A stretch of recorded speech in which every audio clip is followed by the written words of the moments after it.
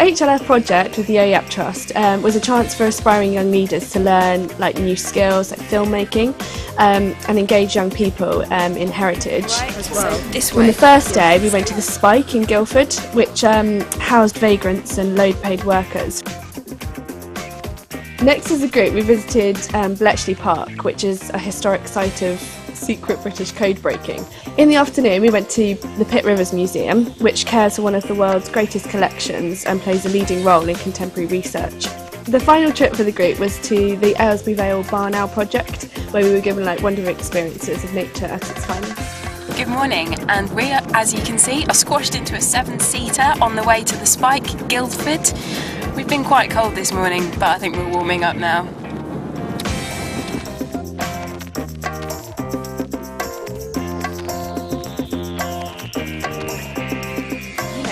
We know people were alive that we know in the 60s. Yes. This isn't far away from what's actually still going on now. I think everyone was struggling, and what they had to go through and everything to just live. I think it was really interesting to find out that it was so close and so hard. It's interesting. You come in here and oh, this is amazing, and you feel quite lucky with what you've got. The park is amazing in itself, but it makes a real difference when you have someone showing you around who's really interested and has loads of stories. And the context that he put it into, referencing Ian Fleming and the 007. Yeah, that was an awesome story. Well, my grandmother was here. She was one of the bomb girls. It was at Bletchley that the technology was moved on to produce this very complex machine, also called the bomb.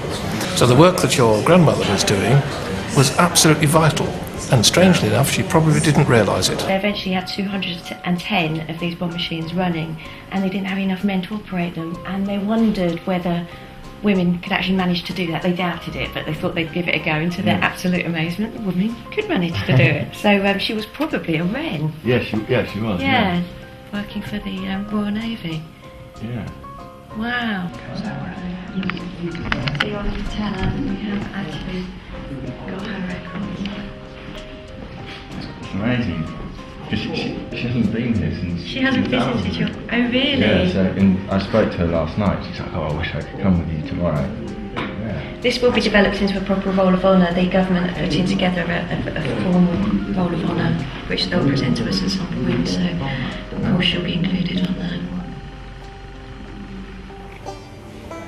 This is a multi-purpose axe.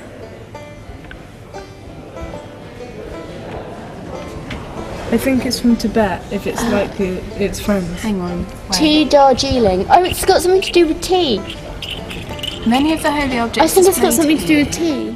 Oh, it's this clay figure of a woman. I think not.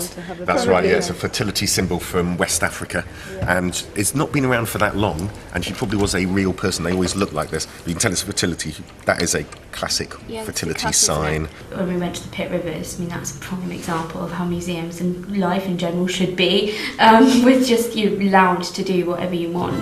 You think about species that we're going to lose at the moment, I immediately think of certain types of tiger, whales and stuff like that. You don't think about owls. Just going to have a look at the barn owls, and we found some pellets in the box, and they said that there was some barn owls there quite recently, but now we're going to go look at the kestrel box to see if there's anything there. Isn't the way that small owls learn to fly by being pushed?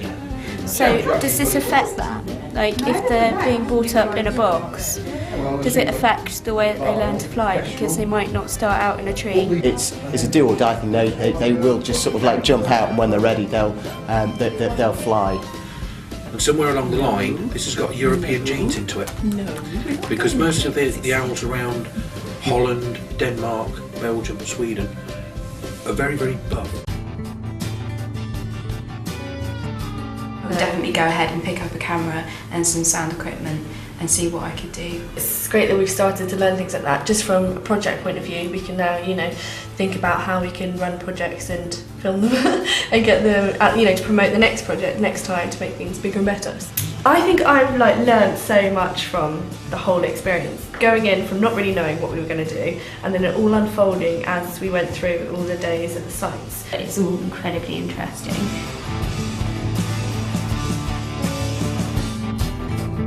what they've done as an achievement, I think is quite personal to me, is how I'd like to achieve something.